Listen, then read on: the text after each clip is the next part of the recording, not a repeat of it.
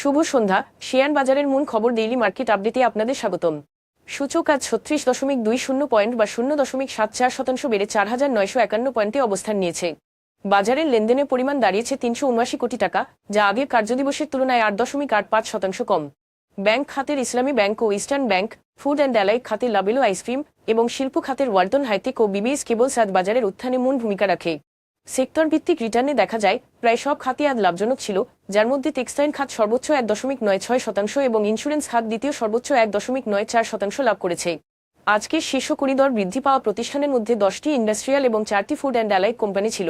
Nurani dyeing and sweater, zeal Bangla sugar mills এবং BBS cables সর্বোচ্চ লাভজনক শেয়ার হিসেবে তালিকাভুক্ত হয় আজ।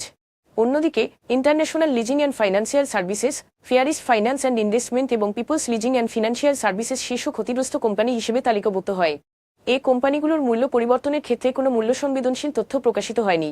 গত 3 মাসের গড় লেনদেনের তুলনায় remit, Yogeshwar and co, Bangladesh welding electrodes এবং এশিয়া প্যাসিফিক জেনারেল ইন্স্যুরেন্সের লেনদেনের পরিমাণ আজ উল্লেখযোগ্যভাবে বৃদ্ধি পেয়েছে। এসব স্টকের লেনদেন বৃদ্ধির পেছনে স্বাভাবিক কোনো কারণ জানা যায়নি। আজকের শীর্ষ দুটি সংবাদ। বাংলাদেশ ব্যাংকের তথ্য অনুযায়ী বাংলাদেশে বেসরকারি খাতের ঋণ প্রবৃদ্ধি 2025 সালের অক্টোবরে কমে 4 বছরের সর্বনিম্ন 6.23% দাঁড়িয়েছে, যা সেপ্টেম্বরে ছিল 6.29%।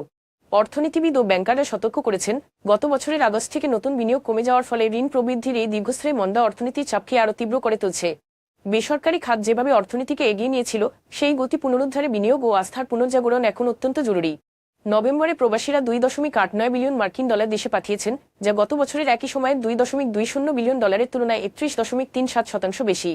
হুন্ডি কার্যক্রম কমে যাওয়া, ডলারের বিনিময় স্থিতিশীল হওয়া এবং ওপেন মার্কেট ও ব্যাংকিং চ্যানেলের রেটে ব্যবধান কমে আসা এই প্রবৃদ্ধি মূল কারণ। তবে শক্তিশালী রেমিট্যান্স প্রবাহ থাকা সত্ত্বেও আমদানি বাড়ায় চলতি হিসাব ঘাটতি আবারও বেড়েছে, যা এটাই প্রমাণ করে যে রেমিট্যান্স শক্তিশালী থাকলেও বৈদেশিক খাতে চাপ সামাল দিতে ভারসাম্য রক্ষা আরও জরুরি হয়ে উঠেছে। আজ এ পর্যন্তই, ধন্যবাদ।